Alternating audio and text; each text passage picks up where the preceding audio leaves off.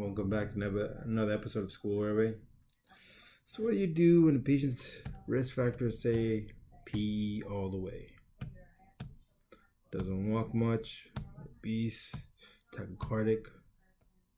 You later find out he was hypotensive, hypoxic, and short of breath. Similar symptoms as previous. You calculate his well score.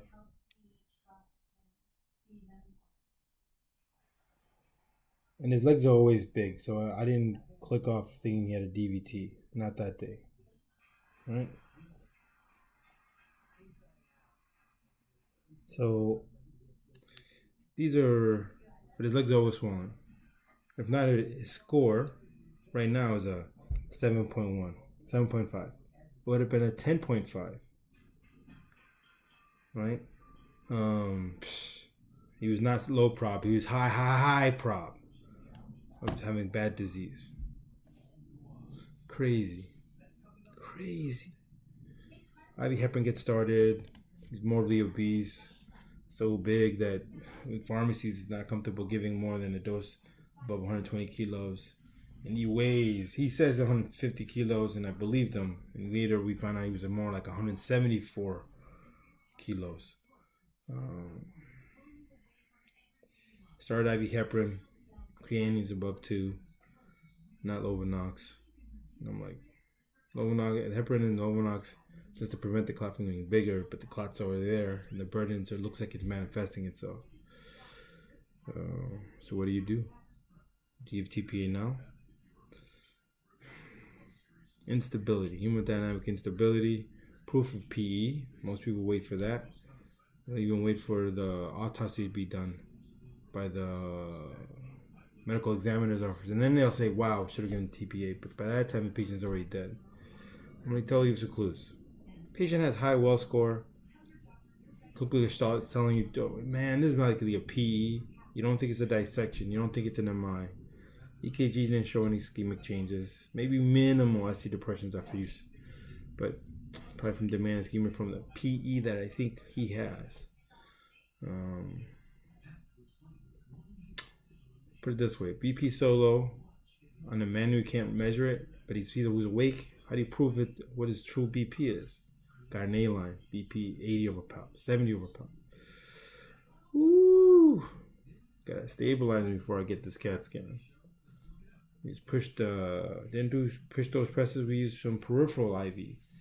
He had one IV, we put a second one in. And the second one we started to give the Levofed.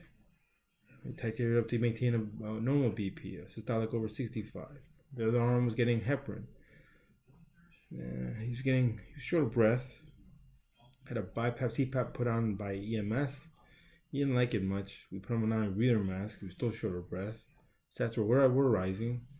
But as time passed, we started perhaps to put him on CPAP, BiPAP, because he was getting, Sats were starting to drop even more, despite the interventions being provided. The nasal face mask wasn't doing it.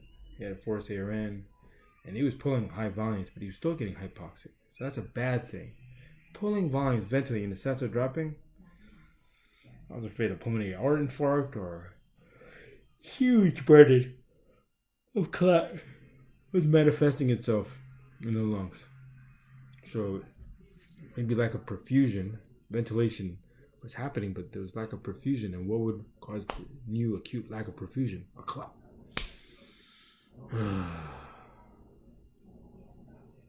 What do you do to give TPA now or later? I've done it once when a guy told me he was homeless and had been treated for PE.